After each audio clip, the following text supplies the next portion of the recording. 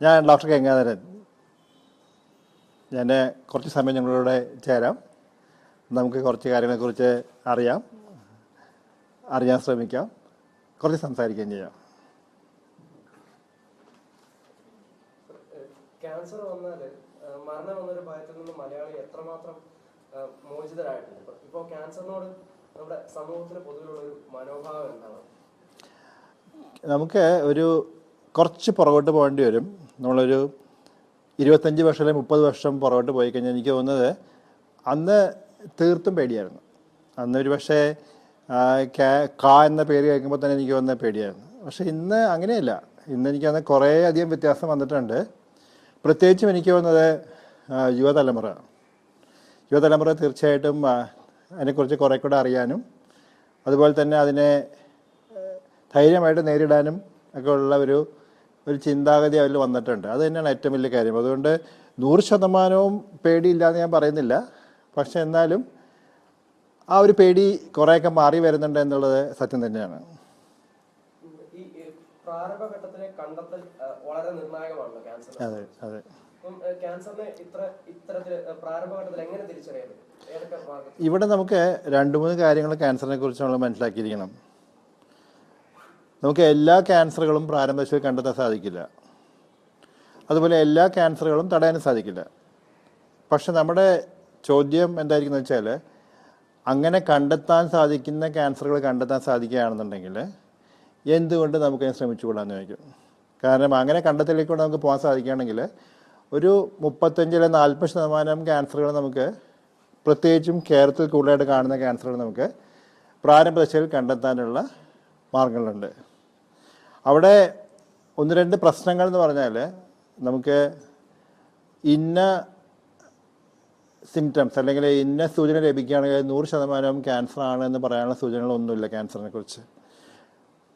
കുറച്ചും കൂടെ ഞാൻ വിസ്താരമായിട്ട് പറയുകയാണെങ്കിൽ, ക്യാൻസർ ഒരു അസുഖമല്ല, പക്ഷേ ഒരു പറ്റം അസുഖങ്ങളുടെ സമുച്ചയമാണെന്ന് പറയും. കാരണം ഓരോ ക്യാൻസറിൻ്റെ ലക്ഷണങ്ങൾ ഓരോന്നാണ്, ഓരോ ക്യാൻസറിൻ്റെ കാരണങ്ങൾ ഓരോന്നാണ്, ചികിത്സാ രീതികൾ വേറെ വേറെയാണ്. അത് മാത്രമല്ല നമ്മുടെ വിജയസാധ്യതയും വ്യത്യാസമുണ്ട്. പക്ഷെ എന്നാലും നമ്മൾ സംശയിക്കേണ്ട ചില സൂചനകൾ എന്ന് പറഞ്ഞാൽ, നമ്മളെന്തും പറയാറുള്ളത്, വേദനയില്ലാതെ സാവധാനം വളരുന്ന മുഴകൾ വ്രണങ്ങളിലെങ്കിലും ഉണ്ടെങ്കിൽ, സാധാരണ വേദനയോടുകൂടെ വന്നു പോയിരിക്കുന്ന മുഴകളും വ്രണങ്ങളും ക്യാൻസർ ആവാൻ സാധ്യതയില്ല. അപ്പോൾ വേദനയില്ലാതെ സാവധാനം വളർന്നുകൊണ്ടിരിക്കുന്ന മുഴകൾ വ്രണങ്ങളിലെങ്കിലും ഉണ്ടെങ്കിൽ. മറ്റേ നമുക്ക് അകാരണമായ ശരീരക്ഷീണം, വിളർച്ച, അല്ലെങ്കിൽ നമുക്ക് വിട്ട് പനികൾ ഉണ്ടായിക്കൊണ്ടിരിക്കാം, കാരണം എന്താണെന്ന് അറിയില്ല. അതുപോലെ നമ്മുടെ മലമൂത്ര വിസർജനത്തിൽ വരുന്ന വ്യത്യാസങ്ങൾ, അതുപോലെ വിട്ടുമാറാത്ത ചുമ, പ്രത്യേകിച്ച് നിങ്ങൾ പുകവലിക്കുന്നവരാണെങ്കിൽ ചുമ, ശബ്ദത്തിൽ വരുന്ന വ്യത്യാസങ്ങൾ, ഇതൊക്കെ നമുക്ക് സൂചനകളെന്ന് പറയാം. പക്ഷേ അത് രക്തസ്രാവം ഇവിടെ നിന്നാണെങ്കിലും. പക്ഷെ ഇതൊക്കെ ഉണ്ടെങ്കിലും, ഞാൻ ഒരിക്കൽ കൂടെ ആവർത്തിച്ച് പറയുകയാണ്, ഇതൊക്കെ ഉണ്ടെങ്കിലും ഇതിലേതെങ്കിലും ഉണ്ടെങ്കിൽ നമുക്ക് ക്യാൻസർ ആണെന്ന് നമുക്ക് 100% തറപ്പിച്ച് പറയാൻ സാധിക്കില്ല. അപ്പോൾ നമ്മൾ അതിൻ്റെ കൂടെ ചേർത്ത് വായിക്കേണ്ടി വരും. നമുക്ക് പ്രാരംഭദശയിൽ കണ്ടുപിടിക്കാനുള്ള മാർഗ്ഗത്തെക്കുറിച്ച് പറയുകയാണെങ്കിൽ, നമ്മൾ കേരളത്തിൽ കാണുന്ന ക്യാൻസറുകൾ നമുക്ക് ഏതൊക്കെ കണ്ടുപിടിക്കാൻ സാധിക്കും നോക്കാം. നമ്മുടെ കേരളത്തിൽ കൂടുതലായിട്ട് കാണുന്ന ക്യാൻസറുകൾ എടുക്കുകയാണെന്നുണ്ടെങ്കിൽ, പുരുഷന്മാരിൽ ശ്വാസകോശാർബുദവും വായ്ക്കകത്തും കഴുത്തിലും തുടങ്ങിയ ഹെഡ് ആൻഡ് നെക്ക് ക്യാൻസർ, ഇത് രണ്ടുമാണ് പുരുഷന്മാർ കൂടുതലായിട്ട് കാണുന്നത്. സ്ത്രീകളിൽ കാണുന്നത് സ്തനാർബുദവും ഗർഭാശയ ക്യാൻസറുമാണ് കൂടുതൽ കാണുന്നത്. നമ്മുടെ ഇവിടെ കൂടി വരുന്ന 2-3 ക്യാൻസറുകളുണ്ട്. അതിന് കാരണം എടുക്കുകയാണെങ്കിൽ, ഒന്ന് പുരുഷന്മാരിൽ കാണുന്ന പ്രോസ്റ്റേറ്റ് ക്യാൻസർ കൂടി വരികയാണ്, വൻകുടലിലെ ക്യാൻസർ കേരളത്തിൽ കൂടി വരികയാണ്, ചില മേഖലകളിൽ തൈറോയ്ഡ് ക്യാൻസറും കൂടി വരികയാണ്. ഇതാണ് കേരള ക്യാൻസർ ചിത്രം. അപ്പോൾ ഇതിലെടുത്തു കഴിഞ്ഞാൽ നമ്മൾ ആദ്യമേ തന്നെ പറയും, അതായത് ശ്വാസകോശാർബുദം പ്രാരംഭദശയിൽ കണ്ടുപിടിക്കാൻ ഇപ്പോൾ വ്യക്തമായ മാർഗ്ഗങ്ങളൊന്നുമില്ല. പക്ഷെ തടയാൻ സാധിക്കും. 90% നമുക്ക് തടയാൻ സാധിക്കും പുകവലിക്കാതിരിക്കുകയാണെങ്കിൽ. ബാക്കി ക്യാൻസർ എടുക്കുകയാണെന്നുണ്ടെങ്കിൽ സ്തനാർബുദം പ്രാരംഭദശയിൽ കണ്ടുപിടിക്കാൻ സാധിക്കും, ഗർഭാശയ ക്യാൻസർ കണ്ടുപിടിക്കാൻ സാധിക്കും, വായ്ക്കകത്തും തുടങ്ങിയ കണ്ടുപിടിക്കാൻ സാധിക്കും, പ്രോസ്റ്റേറ്റ് ക്യാൻസർ കണ്ടുപിടിക്കാൻ സാധിക്കും, വൻകുടൽ ക്യാൻസർ കണ്ടുപിടിക്കാൻ സാധിക്കും. അപ്പോൾ നമ്മൾ അതാണ് ഉദ്ദേശിക്കുന്നത്. അപ്പോൾ നമ്മൾ അങ്ങനെ കണ്ടുപിടിക്കാൻ സാധ്യതയുള്ള ക്യാൻസറുകൾ നമ്മൾ കണ്ടുപിടിക്കാൻ ശ്രമം നടത്തണം. നമുക്ക് തടയാൻ സാധിക്കുന്ന ക്യാൻസർ നമ്മൾ തടയാൻ ശ്രമിക്കണം. അതാണ് നമ്മുടെ മുമ്പിലുള്ള പ്രധാനം. ഇത് കഴിഞ്ഞാൽ ഇത് രണ്ടും പ്രധാനമായിട്ട് നമുക്ക് പാലിക്കാൻ സാധിക്കുന്നതാണ് ഏറ്റവും പ്രധാനം. നമ്മുടെ ഇവിടെ നോക്കിയാൽ ഫുഡ്, നമ്മുടെ ഇവിടെ വരുന്ന ഭക്ഷണ പദാർത്ഥങ്ങൾ സേഫ് അല്ല എന്നൊരു പൊതുബോധം നമുക്ക് എല്ലാവർക്കും നമ്മുടെ നാട്ടിൽ സജീവമായിട്ട് തന്നെ ഉണ്ട്. ഈ ഫുഡിലെ ഈ പോയിസണസ് ഐറ്റംസ് എത്രത്തോളം നമ്മുടെ നാട്ടിലെ ക്യാൻസറിന് ബാധകമാണ്? നമ്മൾ രണ്ട് ഭാഗത്തിനെ കുറിച്ച് എപ്പോഴും ആലോചിക്കണം. ആഹാരത്തെക്കുറിച്ച് പറയുമ്പോൾ ഒന്ന് നമ്മുടെ ആഹാര രീതികളിൽ വരുന്ന മാറ്റം, രണ്ട് നമ്മുടെ ആഹാരത്തിൽ ഈ പറഞ്ഞ പ്രശ്നങ്ങൾ, കീടനാശിനികൾ, വളങ്ങൾ, നമ്മൾ ഉപയോഗിക്കുന്നതെല്ലാം ഈ പ്രശ്നങ്ങളെല്ലാം. അപ്പോൾ അവിടെയൊക്കെ നമ്മൾ പ്രത്യേകം അറിയിക്കേണ്ട കാര്യം, നമ്മൾ ആഹാര രീതികളെക്കുറിച്ച് പറയുകയാണെന്നുണ്ടെങ്കിൽ നമ്മൾ നേരെ പറയേണ്ട കാര്യം എന്താണെന്ന് വെച്ചാൽ കൊഴുപ്പും കലറിയുമുള്ള ആഹാരം ധാരാളം കഴിക്കുകയും വ്യായാമം ചെയ്യാതിരിക്കുകയും അതുവഴി ദിനം പ്രതി തടി കൂടി ഒബീസിറ്റി റിലേറ്റഡ് ക്യാൻസേഴ്സ് പറയും. അതുമായിട്ട് ബന്ധപ്പെട്ട ഒരു പറ്റം ക്യാൻസറുകളുണ്ട്. അതിൻ്റെ മുൻപന്തി നിൽക്കുന്നത് സ്തനാർബുദവും ഗർഭാശയ ക്യാൻസറും പുരുഷന്മാരിൽ പ്രോസ്റ്റേറ്റ് ക്യാൻസറാണ്. അതുപോലെ കൊഴുപ്പും കലറിയുമുള്ള ആഹാരം ധാരാളം കഴിക്കുകയും നാരുള്ള ഭക്ഷണങ്ങൾ നമ്മൾ കഴിക്കുകയും ചെയ്യുമ്പോൾ നമുക്ക് വരാൻ സാധ്യതയുള്ള ക്യാൻസറുകളാണ് കുടലിലെ ക്യാൻസർ, പിന്നെ വൻകുള്ള ക്യാൻസറുകൾ. ഇതാണ് നമ്മുടെ ആഹാരം നമ്മൾ പറയുന്നത് എപ്പോഴും. അപ്പോൾ അതുകൊണ്ട് തന്നെ തടി നിയന്ത്രിക്കാൻ പറയും, നമ്മൾ ധാരാളം വ്യായാമം ചെയ്യാൻ പറയും.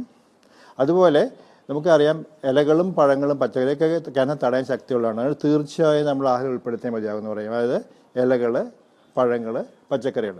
അപ്പോൾ നമ്മൾ സാധാരണ കഴിക്കാനായിട്ടുള്ള ഏറ്റവും നല്ല പ്ലേറ്റ് എന്ന് പറഞ്ഞാൽ അതാണെന്ന് വെച്ചാൽ ആ പ്ലേറ്റിൻ്റെ 50% നമുക്ക് ആവശ്യമായിട്ടുള്ള പഴങ്ങളും പച്ചക്കറികളും നിറയ്ക്കാൻ പറയും. 25% നമുക്ക് ആവശ്യമായിട്ടുള്ള പ്രോട്ടീൻ, 25% നമുക്ക് ആവശ്യമായിട്ടുള്ള അരി, ഗോതമ്പ് എന്ത് വേണമെങ്കിലും. ഇതാണ് കഴിക്കാനായിട്ടുള്ള ഏറ്റവും നല്ല പ്ലേറ്റ്. അത് നമ്മുടെ ആഹാര രീതികൾ വരുന്ന മാറ്റങ്ങൾ ഒരു ഭാഗത്ത്. മറുവശത്തെ നമ്മുടെ പ്രശ്നങ്ങൾ കീടനാശിനികളും വളങ്ങളും, അതുപോലെ നമ്മൾ ഉപയോഗിക്കുന്ന നമ്മുടെ ആഹാരം നിറവും സ്വാദവും ചേർക്കുന്ന രാസവസ്തുക്കൾ, ആഹാരം കേടുവരാൻ ചെയ്യുന്ന രാസവസ്തുക്കൾ, പഴം പച്ചക്കറി നിറം വരാൻ വേണ്ടി പൂശി, ഇതൊക്കെ പ്രശ്നക്കാരാണ്.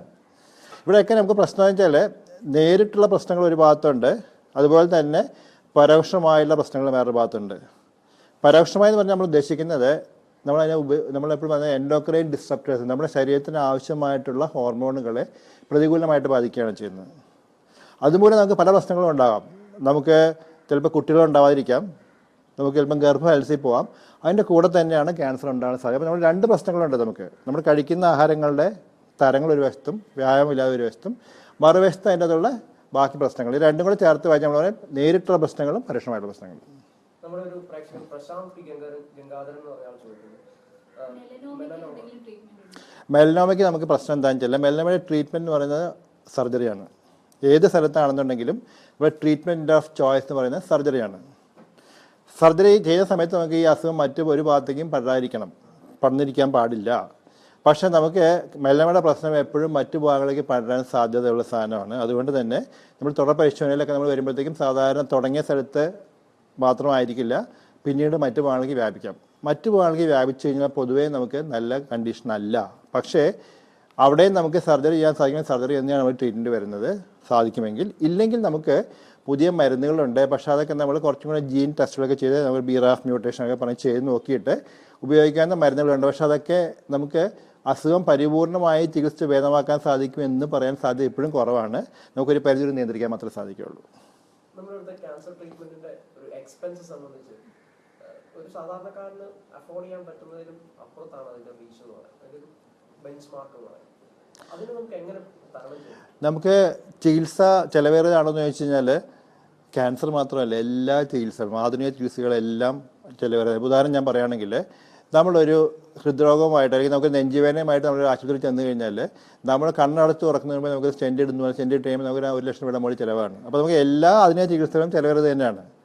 പക്ഷേ ഇവിടെ 1-2 കാര്യം മനസ്സിലാക്കാനുള്ളത്, നമ്മൾ ക്യാൻസർ ചികിത്സ നമ്മൾ പ്രധാനമായിട്ടും പറയും, ആ ചികിത്സയുടെ തീരുമാനങ്ങൾ എടുക്കുന്നതും ചികിത്സാ ചെലവിനെക്കുറിച്ചൊക്കെ ഒരു പരിധി വരെ നമ്മൾ ആ ചികിത്സിക്കുന്ന ഡോക്ടറുടെ കയ്യിലാണ്. കാരണം ഞങ്ങൾ എന്നും പറയാറുണ്ട്, അതായത് നമുക്ക് ചികിത്സിച്ച് ഭേദമാക്കാൻ സാധിക്കുന്ന ക്യാൻസറുകളാണെങ്കിൽ നമ്മൾ പറയും തീർച്ചയായും നമുക്ക് ഏത് എക്സ്റ്റെൻറ്റ് എത്ര വരെ നിങ്ങൾക്ക് പോകാൻ സാധിക്കണം. മറിച്ച് നമുക്കൊരു സാന്ത്വന ചികിത്സ മാത്രമേ സാധിക്കുള്ളൂ എങ്കിൽ നമ്മൾ ആ രോഗിയെ നമ്മൾ വളരെ വില കൂടിയ മരുന്ന് കൊടുത്ത് നമ്മൾ ആ പൈസയും പോയി നമുക്ക് അവസാനം രോഗിയുമായി ഒരു സ്ഥിതിവിശേഷം ഉണ്ടാക്കാൻ പാടില്ല എന്ന് പറയും. അപ്പോൾ നമുക്ക് അതുകൊണ്ട് ആ തീരുമാനം എടുക്കുന്ന ഡോക്ടറാണ്. അതായത് സാന്ത്വന ചികിത്സ മതിയോ അതോ നമുക്ക് പരിപൂർണമായിട്ട് ചികിത്സ ഭേദമാക്കാം. അവിടെയാണ് നമ്മുടെ ചോദ്യം വരുന്നത്. അങ്ങനെ പരിപൂർണമായ ചികിത്സ, സാന്ത്വന ചികിത്സ ആണെന്നുണ്ടെങ്കിൽ നമുക്ക് ചിലവധികം വരുന്നില്ല. അത് മറുവശത്ത് നമുക്ക് വേറെ ഭാഗം കൂടെ ജീവിതം നീട്ടിക്കൊടുക്കാൻ സാധിക്കും പലർക്കും. അപ്പോൾ ഇവിടെ നമുക്ക് ആ 3 കാര്യം നമ്മൾ എന്താണ് ചെയ്യാൻ ഉദ്ദേശിക്കുന്നത് അനുസരിച്ചിട്ട് ഡോക്ടർ തീരുമാനം വളരെ പ്രധാനമാണ്. ചികിത്സയുടെ ചിലവ് കൂടുതലാണ് തീർച്ചയായും സംഭവിക്കുന്നത്. പക്ഷേ അവിടെ തിരിഞ്ഞാലോചിക്കേണ്ട കാര്യം, ഞാൻ ഒരു 25 വർഷം അല്ലെങ്കിൽ 30 വർഷം മുമ്പ് ഞാൻ പ്രാക്ടീസ് തുടങ്ങുന്ന സമയത്ത് നമുക്ക് ചികിത്സയ്ക്ക് ഉപയോഗിക്കാൻ സാധിക്കുന്ന മരുന്നുകളും അല്ലെങ്കിൽ സൗകര്യങ്ങളൊക്കെ വളരെ കുറവായിരുന്നു. നമുക്ക് മരുന്നുകൾ എക്സ്പെൻസീവ് ആയിരുന്നു. ഇന്ന് അങ്ങനെയല്ല. ഇന്ന് പല മരുന്നുകളും നമുക്ക് ഇന്ത്യയിൽ മാനുഫാക്ചർ ചെയ്യുന്നുണ്ട്, ചിലവ് കുറഞ്ഞ മരുന്നുകളുണ്ട്. അതുകൊണ്ട് തന്നെ രോഗികളോട് ഞാൻ പ്രത്യേകം പറയാനുള്ളത് എന്താണെന്ന് വെച്ചാൽ, ഒരു കാരണവശാലും നമ്മൾ പുറത്തുനിന്നുള്ള, അതായത് നമുക്ക് ഇമ്പോർട്ടഡ് ഡ്രഗ്സ് മാത്രമേ ഉപയോഗിക്കാവുള്ളൂ എന്ന് പറയരുത്. കാരണം അതേ തുല്യമായ മരുന്നുകൾ നമുക്ക് ഇന്ത്യൻ മാർക്കറ്റിൽ ഇന്ത്യൻ ഡ്രഗ്സും കിട്ടും. അപ്പോൾ അതിനെക്കുറിച്ച് നമ്മൾ എപ്പോഴും ആലോചിക്കണം.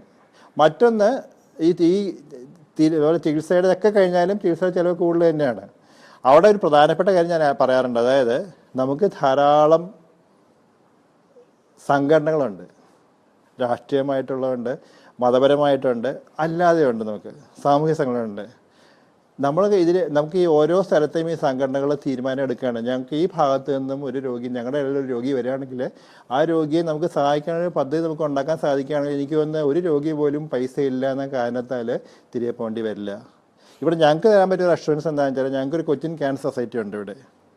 ആ സൊസൈറ്റി ഇവിടെ പ്രവർത്തിക്കുന്നതാണ്. സൊസൈറ്റി തീർച്ചയായും ഞങ്ങൾക്ക് ഇവിടെ വരുന്ന രോഗികളെ സഹായിക്കും. അപ്പോൾ ആ ഒരു അപ്പം അതുകൊണ്ട് തന്നെ ഞാൻ എടുത്തെടുത്ത് പറയാനുള്ളത് വെച്ചാൽ, ക്യാൻസർ ചികിത്സ ശരിക്കും ഏറ്റെടുത്ത് നടത്തേണ്ടത് സമൂഹമാണ്. തീർച്ചയായും സർക്കാരിൻ്റെ ഭാഗത്തുനിന്ന് സഹായം വേണം. പക്ഷേ സർക്കാരിന് എനിക്ക് എല്ലാവരും കേരളത്തിലോ ഇന്ത്യയിലുള്ള എല്ലാ രോഗികൾക്കും ഇപ്പോഴത്തെ സ്ഥിതി നമുക്ക് പൂർണ്ണമായും സഹായിക്കാൻ സാധിക്കുമെന്ന് പറയാൻ സാധിക്കില്ല. അപ്പോൾ തീർച്ചയായും സമൂഹമാണ് മുന്നോട്ട് വരേണ്ടത്. ആ ശീലം എനിക്ക് വളർത്തിയെടുക്കേണ്ടത് കുട്ടികളിൽ നിന്നാണ്. സ്കൂൾ കുട്ടികൾ മുതൽ വേണേൽ അവരുടെ പിറന്നാളിനോ അല്ലെങ്കിൽ ഒരു സ്കൂൾ ഡേ ഒക്കെ വരുന്നതൊക്കെ നമുക്ക് ആ പൈസയൊക്കെ നമുക്ക് ഓരോ സ്കൂളുകാർക്കും ഓരോ കോളേജുകാർക്കും ഓരോ സ്ഥാപനത്തിനും മുന്നോട്ട് കൊണ്ടുവരാൻ സാധിക്കണം. എനിക്ക് തീർച്ചയായും ഒരു രോഗി പോലും പൈസ ഇല്ല എന്ന കാര്യത്തിൽ ചികിത്സ നിഷേധിക്കുമ്പോൾ എനിക്ക് തോന്നാറുണ്ട്. ഒരു സായി പ്രദീപ് എന്ന് പറഞ്ഞ ഒരാൾ ചോദിച്ചു, പ്രോസ്റ്റേറ്റ് ക്യാൻസർ, അദ്ദേഹത്തിന് പ്രോസ്റ്റേറ്റ് ക്യാൻസർ ആണെന്ന് ഞാൻ വിശ്വസിക്കുന്നു, അദ്ദേഹത്തിന് കമ്മിൽ നിന്ന് അത് റിമൂവ് ചെയ്യാൻ പറ്റുമെന്നാണ്. പ്രോസ്റ്റേറ്റ് ക്യാൻസർ നമുക്ക് രണ്ടായിട്ട് കാണണം. ഒന്ന്, നമുക്ക് നമ്മൾ പറയും ലോക്കലൈസ് ഡിസീസ്, അതായത് അസുഖം വന്ന ഭാഗത്ത് മാത്രമാണ് അസുഖമുള്ളതെങ്കിൽ ലോക്കലൈസ് ഡിസീസ് എന്ന് പറയും. ലോക്കലൈസ് ഡിസീസ് അല്ല, മറ്റു ഭാഗങ്ങളിൽ പടർന്നിട്ടുണ്ടെങ്കിൽ സാധാരണ പടുന്ന എല്ലിലേക്കൊക്കെയാണ്. അപ്പോൾ ലോക്കലൈസ് ഡിസീസാണ്, അതായത് തുടങ്ങിയ സ്ഥലത്ത് മാത്രമേ അസുഖം ഉള്ളൂ എങ്കിൽ നമുക്ക് ചികിത്സ ഭേദമാക്കാൻ സാധിക്കും. നമുക്ക് ചികിത്സ എന്ന് പറഞ്ഞാൽ പ്രധാനമായിട്ടും രണ്ട് ഭാഗങ്ങളാണ്. ഒന്ന് ഓപ്പറേഷൻ അല്ലെങ്കിൽ റേഡിയേഷൻ. ഹോർമോണുകൾ ഉപയോഗിച്ചുകൊണ്ട് നമുക്ക് ഒരു പരിധിവരെ നിയന്ത്രിക്കാൻ സാധിക്കും. പക്ഷേ അസുഖം പ്രോസ്റ്റേറ്റിന് പുറത്തേക്ക് പോയിട്ടുണ്ടെങ്കിൽ, അതായത് നമുക്ക് ലോക്കലൈസ് ഡിസീസ് അല്ല എങ്കിൽ പിന്നെ അത് ക്യൂറബിൾ അല്ല, നമുക്ക് ചികിത്സ ഭേദമാക്കാൻ സാധിക്കില്ല. പക്ഷേ അസുഖം നിയന്ത്രിച്ചുകൊണ്ട് കുറേ നാൾ മുന്നോട്ട് പോകാൻ സാധിക്കും. രാഹുൽ നായർ എന്ന് പറഞ്ഞ ഒരാൾ ചോദിക്കുന്നു, my mother is diagnosed with stage 3 breast cancer. She is undergoing chemotherapy in A renowned hospital in Coimbatore. The doctor told that it's hereditary. The doctor said that the affected breast should be removed and after radiation you have to continue chemo with the drug trastuzumab drug. So my question is, does she need to remove the whole breast? Is the drug trastuzumab required? നമുക്ക് breast മുഴുവൻ remove ചെയ്യണമെന്നുള്ളത് നമ്മുടെ ആദ്യമേ ചെയ്ത് operation ചെയ്തിട്ടുണ്ടോ എന്ന് എനിക്കറിയണം. അതായത് operation ചെയ്ത് ബ്രസ്റ്റിൻ്റെ എന്തെങ്കിലും മാറ്റിയിട്ടുണ്ടോ എന്ന് അറിയണം. അത് നേരിട്ട് ഇപ്പോൾ കീമോതെറാപ്പി ആണെന്ന് അറിയണം. ഓപ്പറേഷൻ ചെയ്ത് മാറ്റിയിട്ടുണ്ട്, നമുക്ക് എല്ലാം മാർജിൻസ് ക്ലിയർ ആണ്, അങ്ങനെയൊക്കെ നമുക്ക് അതിൻ്റെ ആവശ്യം വരുന്നില്ല, നമുക്ക് റേഡിയേഷൻ കൂടെ എടുത്ത് മതിയാക്കാൻ പറ്റും. ട്രസ്റ്റ്സുമാബ് എടുക്കണോ വേണ്ടത് തീരുമാനിക്കുന്നതെന്ന് വെച്ചാൽ, നമ്മൾ പറയും സ്റ്റേജ് 3 ആണ്, HER2 നമുക്ക് 3+ അല്ലെങ്കിൽ ഫിഷ് പോസിറ്റീവ് എന്ന് പറഞ്ഞാൽ കിട്ടിയിട്ടുണ്ടെങ്കിൽ ട്രസ്റ്റ്സുമാബ് എടുക്കുന്നതുകൊണ്ട് നമുക്ക് ഒരു 15-20% അഡീഷണൽ ബെനിഫിറ്റ് ഉണ്ട്. അപ്പോൾ നമ്മൾ എന്നും അത് കൊടുക്കുന്നത് എങ്ങനെയാണെന്ന് വെച്ചാൽ, നമുക്ക് ഫൈനാൻഷ്യലി പ്രോബ്ലം ഇല്ല എങ്കിൽ, ഇഫ് യു ക്യാൻ മാനേജ്, നമുക്ക് സാധാരണ നമ്മൾ if you have to take the drug you take for 1 year. ആ 1 yearൽ every 3 weeks you have to take the injection. And the total cost will come to something like 8 lakhs rupees minimum. So if you can afford to, it's better to go with it because it's a HER2 positive. Regarding whether the breast is to be removed totally, I think depends on what was the initial surgery done and what was the margins like. And if everything is clear, then she can go without removal by adding radiation to it. Vishnu Kolasheri എന്ന് പറഞ്ഞ ഒരാൾ ചോദിക്കുന്നു, what to do if diagnosed with grade 3 glioblastoma? Glioblastoma is a tumor which is not curable as of now. It's not curable as of now. And the treatment we do is surgery followed by radiation followed by chemotherapy. Everything is going to be finally may end up in palliation because I think it's not a curable disease as of now. The chance of relapse is always high and the max is. Okay. So ഈ നമ്മൾ cancer രോഗത്തിന് ഒരുപാട് മരുന്നുകൾ എടുക്കുന്നു, injection എടുക്കുന്നു, ഇതിനൊക്കെ എന്തെങ്കിലും side effects ഉണ്ടാവുമോ? എല്ലാ മരുന്നുകൾക്കും സൈഡ് എഫക്ട്സ് ഉണ്ട്. അത് ക്യാൻസർ മരുന്നുകൾ മാത്രമല്ല, കാരണം നമ്മളൊക്കെ ഉപയോഗിക്കുന്ന രാസവസ്തുക്കളാണ്. അപ്പോൾ രാസവസ്തുക്കൾക്ക് അതിൻ്റെതായിട്ടുള്ള പാർശ്വഫലങ്ങളുണ്ട് എല്ലാത്തിനും. അപ്പോൾ നമ്മൾ ക്യാൻസർ മരുന്നിന് ഉണ്ടോ ക്യാൻസർ മരുന്നുകൾക്കും ഉണ്ട്. പക്ഷെ നമ്മുടെ അറിഞ്ഞിരിക്കേണ്ട ഒരു കാര്യം എന്താ വെച്ചാൽ നമ്മൾ പറയും അത് ഉപയോഗിക്കേണ്ട വിധത്തിൽ നമ്മൾ ഉപയോഗിക്കുകയാണെങ്കിൽ ഒരു പരിധി വരെ കുറേ സൈഡ് എഫക്ട്സ് നമുക്ക് നിയന്ത്രിക്കാൻ സാധിക്കും, മാറ്റിവെക്കാൻ സാധിക്കും. പല സൈഡ് എഫക്ട്സും അത് പെർമനൻ്റ് അല്ല, അത് ടെമ്പററി ആണ്, ആ സമയത്ത് മാത്രം ഉണ്ടാകുന്നതാണ്. അപ്പോൾ അതാണ് ഒരു ഭാഗത്ത്. അപ്പോൾ നമ്മുടെ പ്രധാന പ്രശ്നം എപ്പോഴും എല്ലാ രോഗികളും ചോദിക്കുന്നത് മുടി പൊഴിയുന്നതാണ്. അതായത് മുടി, അപ്പോൾ നമ്മൾ എന്തുകൊണ്ട് മുടി പൊഴിയും നമ്മൾ ആദ്യം പറഞ്ഞു കൊടുക്കും. കാരണം നമ്മൾ പണ്ട് ഉപയോഗിച്ചിരുന്ന മരുന്നുകളൊക്കെ അതൊക്കെ എങ്ങനെ പ്രവർത്തിക്കുന്നു എന്ന് വെച്ചാൽ നമ്മുടെ ശരീരത്തിൽ എവിടെയൊക്കെ പെട്ടെന്ന് പെറ്റുവരുന്ന കോശങ്ങളുണ്ടോ അതിനെയൊക്കെ പോയി നശിപ്പിക്കും. അപ്പോൾ നമ്മുടെ ശരീരത്തിൽ ഏറ്റവും പെട്ടെന്ന് പെറ്റുവരുന്ന ഒരു കോശം എന്ന് പറയുന്നത് ഹെയർ ഫോളിക്കിൾസ് ആണ്, മുടിയാണ്. അതുകൊണ്ട് മുടി പോകും, പക്ഷേ അത് 100% തിരിച്ചു വരും. അപ്പോൾ നമ്മൾ കൊടുക്കേണ്ട ഒരു പ്രധാനപ്പെട്ട മെസ്സേജ് അതാണ്. അതായത് പോകണമെന്നുള്ളത് 100% നമുക്ക് പറയാൻ സാധിക്കില്ല, പക്ഷേ 100% തിരിച്ചു വരും. കുറച്ചും കൂടെ നമ്മൾ ആഡ് ചെയ്യും. അതായത് ഭാഗ്യമുണ്ടെങ്കിൽ നേരത്തെ മുടി പോയി നല്ല മുടി വരും എന്ന് പറയും. അതുകൊണ്ട് പറയുന്നത് പേഷ്യൻ്റ് യൂഷ്വലി. കാരണം നമുക്ക് അവിടെ how to present and how to convince the പേഷ്യൻ്റാണ് ഇമ്പോർട്ടൻ്റ് ആയിട്ട് വരുന്നത്. പക്ഷേ നമ്മൾ പുതുതായിട്ട് ഉപയോഗിക്കുന്ന പല മരുന്നുകളുണ്ട്. നമ്മൾ അതിനെ ടാർഗറ്റഡ് കീമോതെറാപ്പി, നമ്മുടെ ലക്ഷ്യം ക്യാൻസർ കോശങ്ങളാണ്. ആ ക്യാൻസർ കോശങ്ങളെ മാത്രം തെരഞ്ഞു പിടിച്ച് നശിപ്പിക്കുന്ന മരുന്നാണ് ടാർഗറ്റഡ് കീമോതെറാപ്പി. അതിൽ പഴക്കം ഈ പാർശ്വഫലങ്ങളില്ല, നമ്മൾ ഈ പറയുന്ന പോലെ മുടി പൊഴിച്ചിട്ടൊന്നുമില്ല. പക്ഷേ അതിന് ചെറുതായിട്ട് അതിൻ്റെ ഉള്ള പാർശ്വഫലങ്ങളുണ്ട്. അപ്പോൾ നമുക്ക് എപ്പോഴും നമ്മൾ മരുന്ന് കൊടുക്കുമ്പോൾ നമ്മൾ പല കാര്യങ്ങളും നോക്കിയാണ് കൊടുക്കുന്നത്. ഒന്ന് രോഗിയുടെ പ്രായം, രണ്ടാമത്തെ രോഗിയുടെ ആരോഗ്യം, മൂന്നാമത്തേത് സ്റ്റേജ്, നാലാമത്തേത് നമുക്ക് ഏത് തരം അസുഖം. അപ്പോൾ അത് വെച്ചുകൊണ്ട് നമുക്ക് അഡ്ജസ്റ്റ് ചെയ്ത് കൊടുക്കാം. അപ്പോൾ നമ്മളെപ്പോഴും പറയുന്നത് ഞാൻ പല വേദിയിലും പറഞ്ഞിട്ടുണ്ട്. അതായത് നമ്മളൊരു ക്യാൻസർ പേഷ്യൻറ്റിനെ നമ്മൾ രക്ഷപ്പെടുത്താൻ ശ്രമിക്കുമ്പോൾ അതിനെ താരതമ്യപ്പെടുത്തുന്നത് എങ്ങനെയാണെന്ന് അറിയാമോ? നമ്മൾ ഒരു വളരെ നേരിയ ഒരു നൂൽപ്പാലം എന്ന് വേണമെങ്കിൽ വിശേഷിപ്പിക്കാം. നൂൽപ്പാലം നമ്മൾ രോഗിയെയും കൊണ്ട് ഡോക്ടർ തോളത്ത് വെച്ചുകൊണ്ട് നടക്കുകയാണ്, ടു ക്രോസ് ദി റിവർ. ആ റിവറാണ് നമ്മുടെ പ്രശ്നം. ഇതിൻ്റെ ഒരു വശത്തെ അസുഖമുള്ള പ്രശ്നമാണ്, മറുവശത്തെ പാർശ്വഫലങ്ങളാണ്. രണ്ട് വശത്തേക്ക് രോഗി വീണാലും ഇറ്റ്സ് നോട്ട് ഗുഡ്, ഡെത്ത് സംഭവിക്കുന്നു. അപ്പോൾ ഡോക്ടർ ചെയ്യേണ്ടത് ഈ രണ്ട് വശത്തേക്കും വീഴാതെ, അതായത് രോഗം ഒരു വശത്തും മറുവശത്ത് പാർശ്വഫലം, രണ്ട് ഭാഗത്തേക്കും വീഴാതെ ഓരോ രോഗിയെ നമ്മൾ you are taking through A narrow bridge അപ്പുറത്തേക്ക് കടത്തിവിടാൻ സാധിക്കണം. അതാണ് ശരിക്കും ഒരു ഓങ്കോളജിസ്റ്റിൻ്റെ ധർമ്മം എന്ന് പറയുന്നത്. അതാണ് പലപ്പോഴും നമ്മൾ രണ്ട് വശത്തും ഫെയിൽ ചെയ്യും. ചിലപ്പോൾ അസുഖം രണ്ടാമത് വരുന്നതുണ്ടാവും, ചില പാർശ്വഫലങ്ങൾ ഉണ്ടാവും. നമ്മൾ മനസ്സിലാക്കാൻ വേണം. പക്ഷേ that is how you take it എന്ന് പറയും.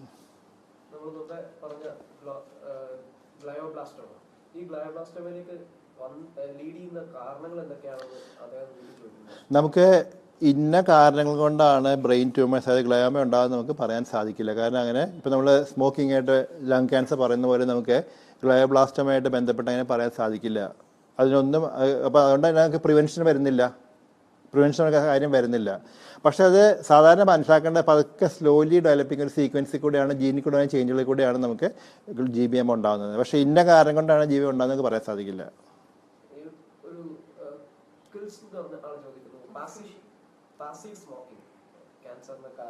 പാസീവ് സ്മോക്കിംഗ് കാരണമാണ്. നമ്മൾ പാസീവ് പറയുകയാണെന്നുണ്ടെങ്കിൽ ഓരോ വർഷവും 6 ലക്ഷം പേരെങ്കിലും മരിക്കുന്നുണ്ട് ബിക്കോസ് ഓഫ് പാസീവ് സ്മോക്കിംഗ്, മറ്റുള്ള സ്മോക്കിംഗ് കാരണം. അവിടെ passive smoking is equally bad എന്ന് പറയുന്നത് ആക്റ്റീവ് സ്മോക്കിംഗ്. അതുകൊണ്ട് തന്നെ പറയുന്നത് വെച്ചാൽ വലിക്കുന്ന വ്യക്തി സ്വയം മരിക്കുക മാത്രമല്ല ചെയ്യുന്നത്, മറ്റുള്ളവരെ കൂടെ ആ മരണി തള്ളിവിട്ടാണ് പോകുന്നത് പറയും. ഒരു 15 to 20% additional risk is given by having the passive smoking. Yuvraj Singh, ഇങ്ങനെ കുറെ ആളുകൾ ക്യാൻസറിനെ സർവൈവ് ചെയ്ത് വന്നിട്ടുണ്ട്. ഒരു പോപ്പുലർ നമ്മൾ നോക്കുവാണെങ്കിൽ പോപ്പുലർ ആണ്. ഇവർക്കൊരു പ്രത്യേക ജീവിതശൈലി പിന്തുടരേണ്ടതായിട്ടുണ്ടോ ഈ ക്യാൻസറിനെ വീണ്ടും പ്രതിരോധിച്ച് നിർത്താൻ വേണ്ടിയിട്ട്? ഞാൻ എന്നും പറയാറുണ്ട്, യുവരാജ് സിംഗും ഇന്നസെൻ്റ് ഒന്നും അല്ല നമുക്ക് നമ്മുടെ മുമ്പിലത്തെ ഞങ്ങളുടെ മുമ്പിൽ കാണുന്ന നമ്മൾ പറയാറില്ലേ യുവർ റോൾ മോഡൽസ്. ഞങ്ങളുടെ റോൾ മോഡൽസ് എന്ന് പറയുന്നത് ഓരോ ദിവസത്തെ ആഹാരത്തിന് വേണ്ടി അല്ലെങ്കിൽ ഓരോ ദിവസത്തെ ജീവിതത്തിന് വേണ്ടി ഫൈറ്റ് ചെയ്യുന്ന ആൾക്കാരുണ്ട്. Due to lack of their finance support. അവർ ഇതെല്ലാം അതിജീവിച്ചുകൊണ്ട് അവർ മുന്നോട്ട് പോകുമ്പോൾ നമുക്ക് they are the role models എന്ന് എപ്പോഴും. അതിനകത്ത് ഇന്നസെൻറ്റും യുവരാജ് മോശമെന്നല്ല പറയുന്നത്, പക്ഷേ they are the role models because അവർ they are fighting against all odds. അതായത് ജീവിതത്തിനെതിരെയും ഫൈറ്റ് ചെയ്യുന്നു, അതുപോലെ ഡിസീസിന് അഗൈൻസ്റ്റും. മറ്റൊക്കെ ആ പ്രശ്നമല്ല. മറ്റൊക്കെ ഇപ്പോൾ ഇന്നസെൻറ്റും യുവരാജ് സിംഗിനൊക്കെ ഐ തിങ്ക് ഫൈനാൻസ് പാർട്ടിനെ കുറിച്ച് ആലോചിക്കേണ്ട ആവശ്യം വരാറില്ല. പക്ഷേ മറ്റവർക്ക് അങ്ങനെയല്ല, they have to have both.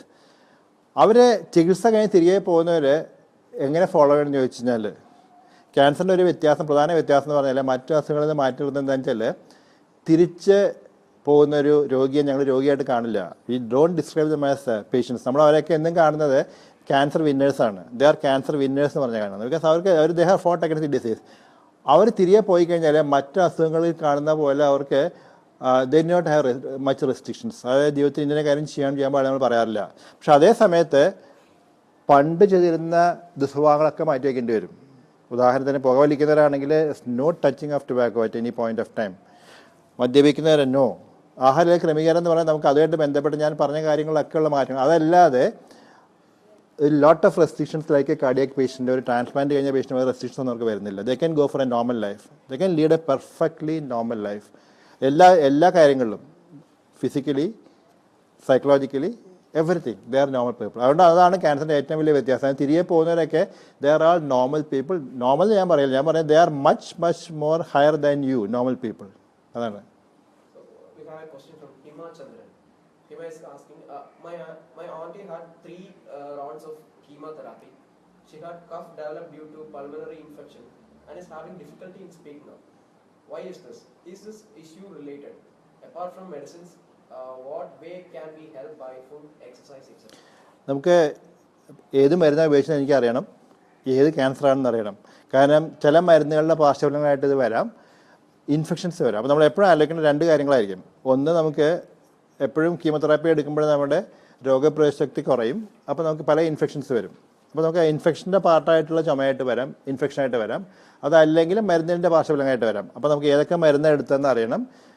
പാർശ്വഫലങ്ങൾ, മരുന്നിൻ്റെ പാർശ്വഫലങ്ങളാണെങ്കിൽ പലപ്പോഴും നമുക്ക് ആ മരുന്ന് മാറ്റേണ്ടിയൊക്കെ വന്നേക്കും. ഇൻഫെക്ഷൻ ആണെങ്കിൽ നമുക്ക് ഇൻഫെക്ഷന് വേണ്ടി ചികിത്സിക്കണം. അപ്പോൾ നമുക്ക് എപ്പോഴും അത് ഡോക്ടറെ കണ്ടിട്ട് അത് എന്തുകൊണ്ടാണെന്ന് അറിഞ്ഞ് മാത്രമേ പറയാൻ സാധിക്കുകയുള്ളൂ. പക്ഷേ തീർച്ചയായും അങ്ങനെ വിട്ടുപുറത്ത് ചുമയുണ്ടെന്നുണ്ടെങ്കിൽ തീർച്ചയായും പോയി അത് പരിശോധിപ്പിക്കണം. നമ്മുടെ ക്യാൻസറിനെ തടയാനുള്ള ബോധവൽക്കരണത്തെ സമൂഹം എത്രമാത്രം ഒരു ജനകീയ ദൗത്യമായി ഏറ്റെടുത്തെന്ന് ചോദിച്ചാൽ ഇതും ഒരു 15 വർഷം മുതൽ പുറകോട്ട് പോകണം. കാരണം അന്ന് പലപ്പോഴും ഞാൻ തന്നെ പല സ്കൂളിലും പോയിട്ട് പറയും ഞാൻ ക്ലാസ് എടുത്ത് തരാമെന്ന് പറഞ്ഞാൽ അന്ന് ആർക്കും സമയമില്ല. കാരണം അവർ പറയും ഞങ്ങൾക്ക് സിലബസ് കവർ ചെയ്യാൻ സമയം. ഇന്ന് അങ്ങനെയല്ല. ഇന്ന് തീർച്ചയായും ജനങ്ങൾക്കത് കേൾക്കണം, ജനങ്ങൾക്ക് അറിയാനുള്ള താല്പര്യം തീർച്ചയായിട്ടും ഉണ്ട്. എനിക്ക് ആ ചേഞ്ച് ഈസ് സംതിങ് ഡ്രാസ്റ്റിക്. അത് ഞാൻ പറയാം ഏറ്റവും സാധാരണമായ ചേഞ്ച് തന്നെയാണത്.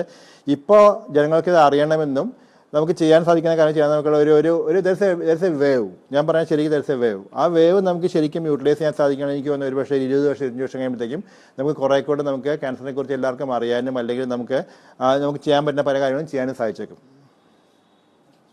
കുട്ടികളിലെ നമ്മുടെ കോളേജുകളിൽ ബ്രസ്റ്റ് ക്യാൻസർ തിരിച്ചറിയാനുള്ള പ്രോഗ്രാം നടത്തി തുടങ്ങി. അതിനെന്തെങ്കിലും ഫലം കാണുന്നുണ്ടോ? അത് കൂടുതൽ വ്യാപിച്ചാൽ ഉപകാരപ്രദമാണ്. ഫലങ്ങൾ എന്ന് പറഞ്ഞാൽ നമുക്ക് തീർച്ചയായും കാണുന്നില്ല. കാരണം നമ്മൾ അതിൻ്റെ ക്യാപ്ഷൻ കൊടുക്കുന്നത് സേവിയർ മദറാണ് കുട്ടികൾക്ക് കൊടുക്കുന്നത്. അതായത് നമ്മളത് കൊടുക്കുന്നതിന് കാരണം എന്താണെന്ന് വെച്ചാൽ അവർ സ്വയം അറിയുക മാത്രമല്ല അത് അവർക്ക് ഇതായിട്ട് പ്രൊപ്പഗേറ്റ്. അപ്പോൾ അതിനെനിക്ക് തോന്നുന്നത് നല്ലൊരു മൂവ്മെൻറ്റ് വരുന്നുണ്ട്. അതായത് എല്ലാ കോളേജിലെയും NSSകാരും അതുപോലെ എല്ലാം കൂടെ ചേർന്ന് നടന്ന പലതിൽ കൂടെ എനിക്ക് തോന്നുന്നത് ആ മൂവ്മെൻറ്റ് വരുന്നുണ്ട്. പക്ഷെ അത് കുറേ കൂടെ നമുക്ക് ആയിട്ട് റീച്ച് പെരിഫറി എന്ന് പറയും. അതായത് നമുക്കിതൊക്കെ പലപ്പോഴും സെൻട്രേഡാണ്. നമുക്കിപ്പോൾ സിറ്റിക്കകത്തുള്ളത് സറൗണ്ടിങ് നടക്കാറുണ്ട്. പക്ഷേ നമ്മൾ പറയും ഗ്രാമങ്ങളിലേക്ക് അതിനു വേണ്ടിയാണ് ഒരുപക്ഷെ നമ്മുടെ അടുത്ത തലത്തിലേക്ക് ഞങ്ങൾ പോകുന്നത്. കൊച്ചിൻ ക്യാൻസർ സിറ്റി ഞങ്ങൾ പറഞ്ഞു we are got a mobile mammogram now, we are going to operate it now. നമ്മൾ അടുത്ത മാസത്തോട് തുടങ്ങുകയാണ്. അപ്പോൾ ആ മാമോഗ്രാം യൂണിറ്റിൻ്റെ കൂടെ നമ്മൾ പരിശോധന മാത്രമല്ല, നമ്മൾ തീർച്ചയായിട്ടും ഇങ്ങനെ ക്യാമ്പയിനും കൂടെ അതിൻ്റെ കൂടെ ഉണ്ടാവും.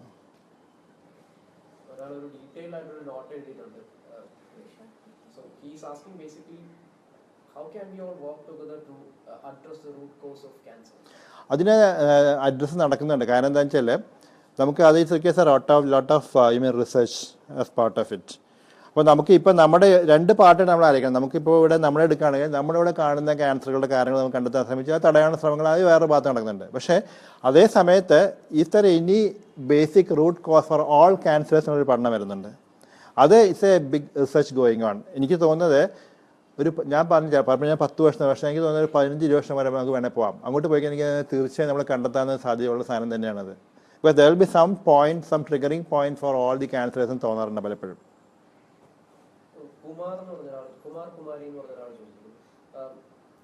Hi sir, my father was undergone surgery for prostate cancer 2.5 years back, and his PSA was normal for the next 2 years, but it has increased drastically to 500, and done bone scan, it has found that almost all the parts it has spreaded now. Now he is taking അതെ. What is the survival chance? നമുക്ക് curable അല്ല.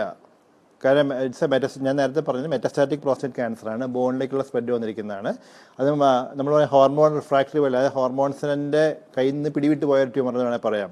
അതിനാണ് നമ്മൾ ഈ അബിറോട്ടോണിലേക്ക് കയറുന്നത്. അപ്പോൾ നമുക്ക് അബിറോട്ടോണൊക്കെ നമുക്ക് നമ്മുടെ ഒരു പ്രൊളോങ്ങേഷൻ ഓഫ് സർവൈവൽ മാത്രമേ നമുക്ക് വരുന്നുള്ളൂ. അതായത് നമുക്കൊരു ക്യൂറബിൾ സ്റ്റേജ് അല്ല, പക്ഷെ നമുക്ക് ആ മരുന്ന് വെച്ചുകൊണ്ട് നമുക്കൊരു 6 months to 1 year ഒക്കെ നമുക്ക് നിയന്ത്രിച്ചുകൊണ്ട് പോകാൻ സാധിക്കും, അത്രേ ഉള്ളൂ. Thomas Kosi is asking, child cancer is rampant now. What can be the reason? Can it be prevented by any means? Child cancer rampant എന്ന് ഞാൻ പറയില്ല. ഇപ്പോൾ നമ്മൾ ബ്രസ്റ്റ് ക്യാൻസർ കൂടുന്ന പോലെയൊന്നും ലങ് ക്യാൻസർ ചൈൽഡ് ക്യാൻസർ കൂടുന്നൊന്നുമില്ല. കുട്ടികൾ തന്നെ പല ക്യാൻസറുകളെയും ഒരു കാരണം നമ്മൾ പറയാം നമ്മുടെ മാതാപിതാക്കളുടെ ജീവിതശൈലികളും അവരുടെ ദുശ്ശീലങ്ങളുമാണ്. അതുകൊണ്ട് തന്നെ ആ പാട്ട് നമുക്ക് അഡ്രസ്സ് ചെയ്തേ പറ്റുള്ളൂ. ബാക്കി പലതും വരെ കുട്ടികളെ നേരിട്ടുള്ള പ്രശ്നങ്ങളല്ല. This genetic change which happens and they go far. കേരളത്തിലെ ക്യാൻസർ ഗവേഷണം, കേരളത്തിൽ മാത്രമല്ല രാജ്യത്ത് ക്യാൻസർ ഗവേഷണം എത്ര കണ്ട് വ്യാപകമാണ്? നമുക്ക് നമ്മുടെ ബേസിക് ക്യാൻസർ റിസർച്ച് എന്ന് പറയാൻ എനിക്ക് തോന്നുന്നത് നമ്മൾ ഇന്ത്യയിലെല്ലാം കരുത്തൊന്നും നടക്കുന്നില്ല. ഭയങ്കര ഹൈ എന്ന് പറയാൻ കാരണം ഒന്ന് അതിന് ഒരുപക്ഷെ അതിനുള്ള ചിലവ് തന്നെയാണ്, അല്ലെങ്കിൽ അതിനുള്ള സംവിധാനങ്ങളില്ലാണ്. പക്ഷേ ബേസിക് റിസർച്ച് ഒക്കെ നടക്കുന്നുണ്ട് ഓൾ ഓവർ ദി വേൾഡ്. അപ്പോൾ അതിൽ ഇന്ത്യയിൽ നടക്കുന്നത് വളരെയായിട്ട് നമുക്ക് പറയാൻ സാധിക്കില്ല, കാരണം നമ്മൾ ആ ഏരിയയിലേക്ക് പോയി തുടങ്ങിയിട്ടില്ല. പക്ഷെ നമുക്ക് അതേ സമയത്ത് നമുക്ക് അഡ്രസ്സ് ചെയ്യേണ്ട മറ്റൊരു പ്രോബ്ലം വെച്ചാൽ നമുക്ക് ഇവിടെ കാണുന്ന ക്യാൻസറുകളും ഇവിടുത്തെ പ്രശ്നങ്ങളും നമ്മൾ അഡ്രസ്സ് ചെയ്യേണ്ട ആവശ്യമുണ്ട്. അത് നമ്മളൊരു ബേസിക് റിസർച്ച് ആയിട്ട് നമ്മൾ പോകണം. അതിലേക്കുള്ള ചെറിയ സ്റ്റെപ്സ് ഒക്കെ നമുക്ക് ഉണ്ടായി വരുന്നത് മാത്രമേ പറയാൻ സാധിക്കുള്ളൂ. ജോഷി എന്ന് പറഞ്ഞ ഒരാൾ ചോദിക്കുന്നു, സൊറാഫെനിക് 400 mg ഈ മരുന്ന് എന്തെങ്കിലും സൈഡ് എഫക്റ്റ് ഉണ്ടോ? സൊറാഫിന് സൈഡ് എഫക്റ്റ് ഉണ്ട്. സൊറാഫിന് നമുക്ക് എപ്പോഴും സൈഡ് എഫക്റ്റ് സ്കിന്നിലൊക്കെ വരുന്നതാണ്. നമുക്ക് ചിലപ്പോൾ മോക്കുരി വരുന്ന പോലെ, ദേഹത്തൊക്കെ മോക്കുരി വരുന്ന പോലെ വരാം, അതായത് ചെറിയ ചെറിയ മോക്കുരി വരുന്ന പോലെ വരാം, ബാക്കി അത് തൊലി പോകുന്ന പോലെ വരാം, ചിലപ്പോൾ ലൂസ് മോഷൻ പോലെ വരാം. കാരണം ഇത് പലപ്പോഴും നമുക്ക് സൈഡ് എഫക്ട്സ് ഉണ്ടാകുന്നത് സ്കിൻ ആൻഡ് മ്യൂക്കസ് മെംബ്രെയിനിലാണ്. അത് വരാം അതിൻ്റെ അകത്ത്, പ്രത്യേകിച്ച് നമ്മുടെ ഫുൾ ഡോസിലേക്ക് പോകുന്ന സമയത്ത് അങ്ങനെ സംഭവിക്കാറുണ്ട്.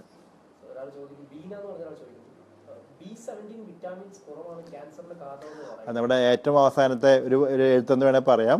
അതിപ്പോൾ നമ്മൾ ലക്ഷ്മി തരവും മുളഞ്ചക്കയും തുടങ്ങിയതാണ്. നമ്മൾ അങ്ങനെ വന്ന അവസാനം എല്ലാ ക്യാൻസറിനും B70 എന്ന് പറഞ്ഞൊരു റൈറ്റപ്പ് വന്നിട്ടുണ്ട്. പക്ഷേ എനിക്ക് തോന്നുന്നത് അതൊക്കെ ഒരിക്കലും നമുക്ക് ആധികാരികമായിട്ടൊന്നും എപ്പോഴും പറയാൻ സാധിക്കില്ല.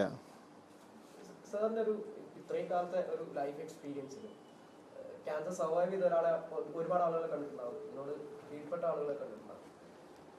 സാറിന് എന്താണ് തോന്നുന്നത്, ഈ രോഗിയുടെ ഒരു മനോബലമായിരിക്കും, ഡോക്ടർ കൊടുക്കുന്ന ഒരു ശക്തിയായിരിക്കും, അതോ മരുന്നിന്റെ? രോഗി മാത്രമല്ല, രോഗികളും കൂടെ ഉള്ളവരും.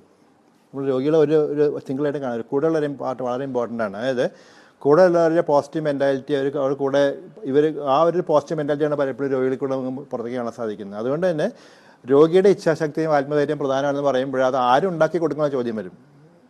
ഡോക്ടർ ഉണ്ടാക്കി കൊടുക്കണോ അതോ നേഴ്സ് ഉണ്ടാക്കണോ? ഡോക്ടർ നേഴ്സ് ഒന്നും അല്ല ഉണ്ടാക്കി കൊടുക്കേണ്ടത്. ഉണ്ടാക്കി കൊടുക്കാൻ ശരിക്കും പറഞ്ഞാൽ സമൂഹമാണ്. അത് സമൂഹമാണ് ഇത് പറഞ്ഞത്. ഇപ്പം ഞാൻ നേരെ മറിച്ച് ഇപ്പം നടക്കുന്ന പലപ്പോഴും തിരിച്ചാണ്. അതായത് സമൂഹം ഇവരെ കാണുന്നത് വേറെ കണ്ണിക്കൂടിയാണ്. നമ്മൾ സ്റ്റിഗ്മ എന്ന് പറയില്ലേ ക്യാൻസറിൻ്റെ, അതാണ് ഏറ്റവും വലിയ പ്രശ്നം. അതുകൊണ്ട് തന്നെയാണ് പലപ്പോഴും പലരും പുറത്തൊന്നും പറയാത്തത്. ഇപ്പോൾ ഇന്നസെൻ്റ് എന്ന് പറയും, ഇന്നസെൻ്റ് പറഞ്ഞു. പക്ഷേ ഇന്നസെൻ്റിനെ പോലെ അസുഖം വന്ന് പറയാതിരിക്കുന്ന അതിൽ 1000 ആൾക്കാർ, 2000 ആൾക്കാർ, 14 ആൾക്കാരുണ്ട്. അവർ they are not ready to come out and speak. ആ ചെയ്യാത്തതിൻ്റെ കാരണം എന്താണെന്ന് വെച്ചാൽ അത് ആ സ്റ്റിഗ്മയാണ്, സമൂഹത്തിനുമുള്ള സ്റ്റിഗ്മയാണ്. അതിൻ്റെ പ്രശ്നം എന്താണെന്ന് വെച്ചാൽ ഇപ്പോൾ ഞാൻ ഉദാഹരണം പറയാം. പലപ്പോഴും ഒരു സ്തനാർബുദ രോഗി വന്നിട്ട് പറയുന്നത്, ഒരു സ്ത്രീ വന്ന് പറയും, കണ്ടുപിടിച്ചു ഞാൻ ഒരു 5-6 മാസം കഴിഞ്ഞ് ഞാൻ ചികിത്സയ്ക്ക് വരുള്ളൂ, കാരണം മോളുടെ കല്യാണ പ്രശ്നമുണ്ട്, കല്യാണം കഴിഞ്ഞിട്ട് ഞാൻ വരാം, പോകുന്ന ആൾക്കാരുണ്ട്. അപ്പോൾ അത് സ്റ്റിഗ്മയാണ്. അപ്പോൾ ആ സ്റ്റിഗ്മ കൊണ്ടാണ് പ്രശ്നം ഉണ്ടാകുക. കാരണം വിവാഹം നടക്കില്ല, കുട്ടികളാണെങ്കിൽ വളർന്നു വരുമ്പോൾ ഒരു ക്യാൻസർ ഉണ്ടായെന്ന് പറഞ്ഞാൽ. പക്ഷെ ഇതൊക്കെ മാറി വരുന്നുണ്ട്. ആ മാറി വരുന്നിടത്തൊക്കെ എനിക്ക് തോന്നുന്നത് I think the young generation, the new generation I think is coming with a totally different field.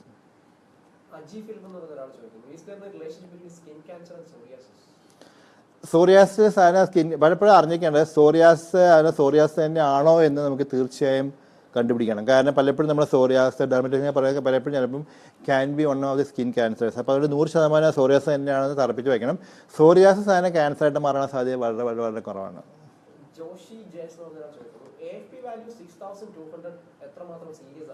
എന്ത് കണ്ടീഷൻ ആലോചിക്കണം. AFP ഭയങ്കര ഹൈ ആണ്, അത് അബ്നോർമലാണ്. നമുക്ക് എന്ത് തരം ക്യാൻസർ ആണെന്ന് അറിയണം. കാരണം ലിവർ ക്യാൻസറിൽ വരാം, നമുക്ക് അതുപോലെ ജേം സെൽ ട്യൂമേഴ്സ്, അങ്ങനെ പലരും വരാം. അപ്പോൾ എന്ത് തരം ക്യാൻസർ ആണെന്ന് അറിഞ്ഞാൽ പക്ഷേ വാല്യൂ കൂടുതലാണ്, AFP കൂടുതലാണത്.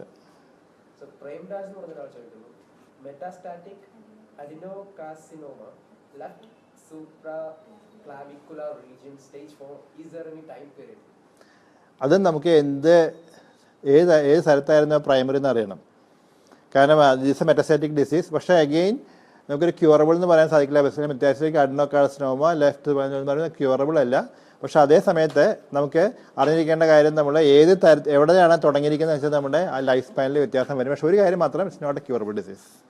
റനീഷ് ചോദിക്കുന്നു, ഓവറിയൽ ക്യാൻസർ ബയോപ്സി ഫാറ്റിലെത്തിയാൽ രക്ഷപ്പെടുന്നതിന് സാധ്യതയുണ്ടോ? ഓവറിൻ ക്യാൻസർ നമുക്ക് രണ്ടായിട്ട് ഡിവൈഡ് ചെയ്യണം. ഒന്ന് എപ്പിത്തീലിയൽ ഓവറിൻ ക്യാൻസർ എന്ന് പറയും, മറ്റേ ജേം സെൽ ട്യൂമേഴ്സ് ആണ് പ്രധാനമായിട്ടും. അതിൻ്റെ എപ്പിത്തീലിയൽ ഓവറിൻ ട്യൂമേഴ്സ് നമുക്ക് ഓവറിയുടെ പുറത്തേക്ക് പടർന്നിട്ടുണ്ടെങ്കിൽ സാധാരണ നമുക്ക് ക്യൂർ റേറ്റ് ഭയങ്കരമായിട്ട് താഴും.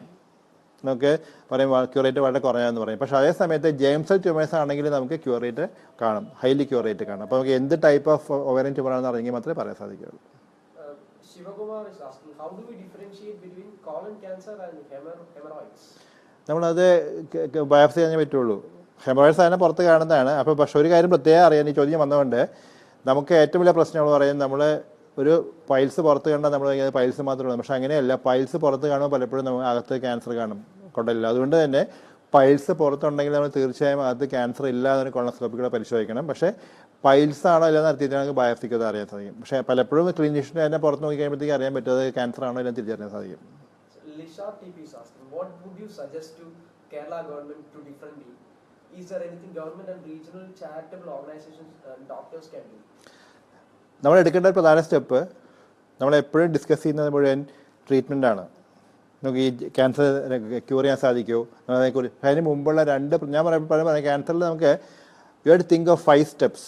ആ 5 സ്റ്റെപ്സ് എന്ന് പറഞ്ഞാൽ 1 ഈസ് പ്രിവെൻഷൻ, തടയാൻ സാധിക്കുന്ന ക്യാൻസർ തടയാൻ സാധിക്കണം. രണ്ടാമത്തേതായി ഏർലി ഡിറ്റക്ഷൻ, നമുക്ക് പ്രാരംഭ ദശയിൽ കണ്ടുപിടിക്കാൻ സാധിക്കുന്ന ക്യാൻസർ കണ്ടുപിടിക്കാൻ സാധിക്കണം. അതിനുശേഷമാണ് ചികിത്സയെക്കുറിച്ച് പറയുന്നത്.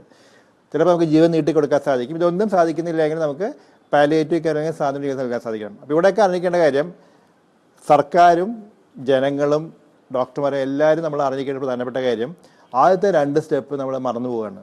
നമുക്ക് പ്രിവെൻഷൻ ആൻഡ് ഏർലി ഡിറ്റക്ഷൻ രണ്ടുമാണ് എനിക്ക് നമുക്ക് കൊടുക്കേണ്ട ത്രസ്റ്റ്. നമ്മൾ ഈ 2 കാര്യങ്ങൾ നമ്മൾ ശ്രദ്ധിച്ചേ മതിയാകുക. There should be an organised way. അത് ചെയ്യുകയാണെങ്കിൽ നാളെ അതിൻ്റെ വ്യത്യാസം കാണാൻ സാധിക്കില്ല, 1 വർഷം കഴിയുമ്പോൾ സാധിക്കില്ല, 5 വർഷം കഴിയുമ്പോൾ സാധിക്കില്ല. പക്ഷേ ഒരു 20-25 years കഴിയുമ്പോൾ എനിക്ക് തോന്നുന്നത് the picture may be different. So Kumar again is asking again, sir, is prostate cancer hereditary? Prostate cancer hereditary factor ഇല്ല, വളരെ വളരെ നോട്ട് ഹെറിഡിറ്ററി ക്യാൻസർ അല്ല, അതിൻ്റെ കൂടെ എടുക്കുന്നതല്ല. So Kishore Kumar is asking, my wife have endometrial carcinoma. What should be the treatment? അത് if is confined to uterus മാത്രമാണെങ്കിൽ സർജറിയാണ് treatment of choice. Hysterectomy ചെയ്ത പേഷ്യൻ്റ് ആണെങ്കിൽ അതിൻ്റെ സ്റ്റേജ് കാണും. ആ സ്റ്റേജ് നമുക്ക് റേഡിയേഷൻ അഡീഷണൽ ആയിട്ട് വേണ്ടോ തീരുമാനം എടുക്കണം. അത് രണ്ടും ക്യൂറബിൾ ആണ്. പക്ഷേ അതിനപ്പുറത്തേക്ക് നമുക്ക് ആവശ്യം ബാക്കി ഭാഗത്തേക്ക് സ്പ്രെഡ് ചെയ്യണമെങ്കിൽ, അത് ബിയോണ്ട് ദാറ്റ് സ്പ്രെഡ് ഉണ്ടെങ്കിൽ നമുക്ക് ക്യൂറബിൾ എല്ലാ വർഷവും നമുക്ക് ബാക്കി ട്രീറ്റ്മെൻറ്റ് വേണ്ടി വരും. പക്ഷേ ഈ സ്റ്റെപ്പിൽ ഇമ്മീഡിയറ്റ്ലി ആലോചിക്കാനുള്ള റേഡിയേഷൻ വേണ്ടതെന്നുള്ളതാണ്. Polly Thomas is asking, doctor, I would like to know how many years we have to wait to know cancer free after treatment. സാറിന് 5 years നമ്മൾ എല്ലാത്തിനും പറയുന്നത്. എല്ലാ ക്യാൻസറും നമ്മൾ പറയുന്നത് ഫസ്റ്റ് 5 years യുടെ ചാൻസ് ഓഫ് റിക്കറൻസ്. ആ റിക്കറൻസിൻ്റെ possibility depends on your initial stage. നമ്മൾ ആദ്യമേ പ്രാരംഭ ദശയിലാണ് ചെല്ലുന്നതെങ്കിൽ രണ്ടാമത് വരാനുള്ള സാധ്യത കുറവായിരിക്കും. പക്ഷേ ആദ്യമേ ചെല്ലുന്ന അഡ്വാൻസ് ചെയ്യുന്ന രണ്ടാമത് സാധ്യത കൂടുതലായിരിക്കും. മിക്കവാറും എല്ലാ ക്യാൻസറും പറയുന്നത് ഫസ്റ്റ് 5 years. അതുകൊണ്ടാണ് ചികിത്സ പോലെ തന്നെ പ്രധാനമാണ് തുടർ പരിശോധന. You have to go for regular follow up. Breast ക്യാൻസറിൽ മാത്രം you project up to 8 to 10 years. സാധാരണ 5 വർഷം കഴിഞ്ഞാൽ മിക്കവാറും ക്യാൻസറിലൊന്നും തിരികെ വരാറില്ല. രണ്ടാമത് ക്യാൻസർ വരാനുള്ള സാധ്യത നമുക്ക് സാധാരണ ഒരാൾക്ക് വരാനുള്ള സാധ്യത പോലെ തന്നെയുള്ളതാണ്. നമ്മൾ ഫസ്റ്റ് 5 years കഴിയുമ്പോൾ നമ്മൾ പറയുന്നത് you are A cured patient എന്ന് പറയും. ഉമ്മർ is asking, cancer ഉണ്ടോ എന്നറിയാൻ ഉള്ള മാർഗം എന്താണ്? ശരീരത്തിൽ എവിടെ ക്യാൻസർ ഉണ്ടെങ്കിലും കണ്ടുപിടിക്കാൻ ഒരു ഒറ്റ ടെസ്റ്റ് എന്ന് പറയുന്ന ടെസ്റ്റിൽ ഇതുവരെ കണ്ടുപിടിക്കപ്പെട്ടിട്ടില്ല. പലതും ഇൻവെസ്റ്റിഗേഷൻ സ്റ്റേജസ്. ഇപ്പോൾ നമ്മുടെ പരീക്ഷിച്ച് വരുന്നുണ്ട്, പക്ഷേ അതൊന്നും ആധികാരികതയുള്ളതല്ല. അപ്പോൾ നമുക്ക് ഏത് തരം ക്യാൻസർ ആണെന്നും ഏത് പ്രായമാണെന്നും പുരുഷനാണോ സ്ത്രീയാണോ വെച്ചാൽ നമുക്ക് കണ്ടുപിടിക്കാനുള്ള മാർഗ്ഗങ്ങൾ വ്യത്യാസം വരും.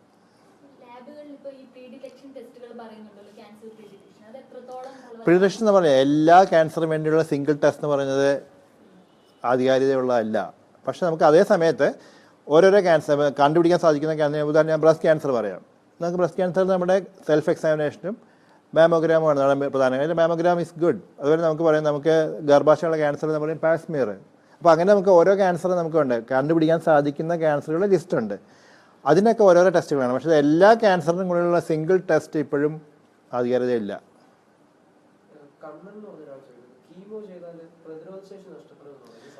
കീമോ ചെയ്ത പ്രതിരോധശക്തി നഷ്ടപ്പെടും. കാരണം നമ്മൾ കീമോതെറാപ്പി എടുക്കുന്ന സമയത്ത് പ്രതിരോധശക്തി നഷ്ടപ്പെടും. പക്ഷേ അതേപോലെ തന്നെ പ്രധാനമാണ് ക്യാൻസർ വരുമ്പോഴും, രണ്ടിനും വരും. പക്ഷെ അതുകൊണ്ട് തന്നെ ആ കീമോ എടുക്കുന്ന സമയത്ത് പെർമനൻ്റ് അല്ല, ഇറ്റ്സ് ഓൾ ടെമ്പററി.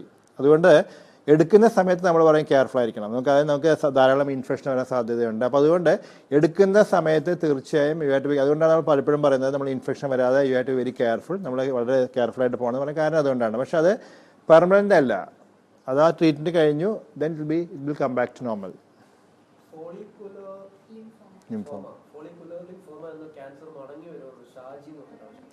ഫോൾക്കുലർ ലിംഫോമ നമുക്ക് ഗ്രേഡ് 1, ഗ്രേഡ് 2, ഗ്രേഡ് 3 3 ഗ്രേഡ് ഉണ്ട്. ഫോൾക്കുലർ ആസ് എ ഹോൾ എടുക്കുകയാണെന്നുണ്ടെങ്കിൽ നമുക്ക് മഴ കഴിഞ്ഞാൽ സാധ്യത എപ്പോഴും കൂടുതലാണ്. ഗ്രേഡ് 3ക്ക് സാധാരണ കമ്പാരിറ്റീവ്ലി സാധ്യത കുറവാന്ന് മാത്രമേ ഉള്ളൂ. പക്ഷേ അതേ സമയത്ത് ഗ്രേഡ് 3 നമുക്ക് ചികിത്സിച്ച് ഭേദമാക്കാൻ സാധിക്കുന്ന ലിസ്റ്റിൽ വരുന്നൊരു ക്യാൻസർ തന്നെയാണ്. പക്ഷേ അതേ സമയത്ത് ഗ്രേഡ് 1 ആൻഡ് ഗ്രേഡ് 2 നമുക്ക് ചികിത്സിച്ച് പരിപൂർണമായി മാറ്റാൻ സാധിക്കില്ല. പക്ഷേ അതേ സമയത്ത് നമുക്ക് രോഗം നിയന്ത്രിച്ചുകൊണ്ട് മുന്നോട്ട് പോകാൻ സാധിക്കും. അതുകൊണ്ട് തന്നെ തിരിച്ചു വരുന്ന എപ്പോഴും വരാൻ സാധ്യതയുള്ള സാധനം തന്നെയാണ് ഫോൾക്കുലർ ലിംഫോമാസ് എന്ന് പറയും.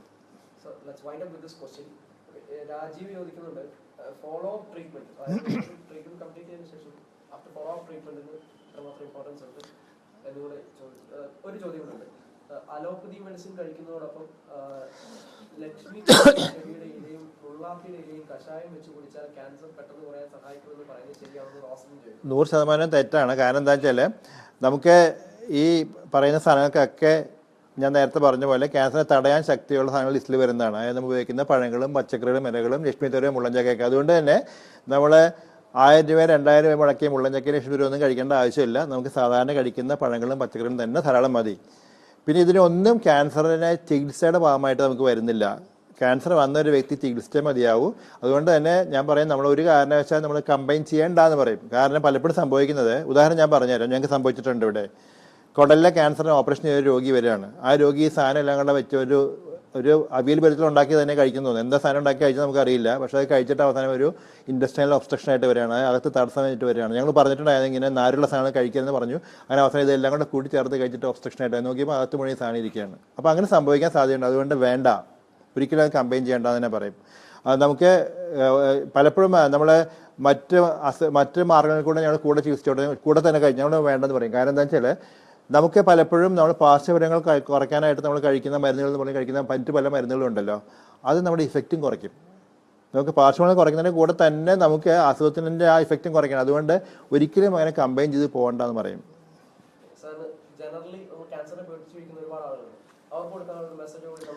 മെസ്സേജ് വളരെ ക്ലിയർ ആണ്. അതായത് ക്യാൻസറിനെ കുറിച്ച് പേടിച്ച് ഉറക്കം കളഞ്ഞിരിക്കേണ്ട അസുഖമേ അല്ല. നമ്മൾ അങ്ങനെയല്ല ചെയ്യേണ്ടത്. മറിച്ച് ക്യാൻസറിനെ പഠിക്കണം. ക്യാൻസർ പഠിക്കുകയും അതിനെ നേരിടാനും നമ്മൾ തയ്യാറാണ്. അതാണ് നമ്മൾ മനസ്സിലാക്കേണ്ടത്. അപ്പോൾ നമുക്ക് ആ ഉറക്കം കളഞ്ഞിരുന്ന് ഇരിക്കാൻ സമയമൊക്കെ നമുക്ക് ക്യാൻസറിനെ നമുക്ക് പഠിക്കാൻ ശ്രമിക്കാം. ക്യാൻസറിനെ പഠിക്കുക അല്ലെങ്കിൽ ക്യാൻസറിനെ അറിയാൻ ശ്രമിക്കാം. അറിയുകയാണെന്നുണ്ടെങ്കിൽ നമുക്ക് തീർച്ചയായും നമുക്ക് ഈ പറഞ്ഞ കാര്യങ്ങളൊക്കെ സാധിക്കും. നമുക്ക് തടയാൻ സാധിക്കും, നമുക്ക് കണ്ടുപിടിക്കാൻ സാധിക്കും. അങ്ങനെ പോയി കഴിഞ്ഞാൽ നമുക്ക് ക്യാൻസറിനെ പേടിക്കേണ്ട ഒരു അസുഖമല്ല. അപ്പോൾ ക്യാൻസറിനെ പേടിക്കേണ്ടെന്ന് തന്നെ പറയുന്നു.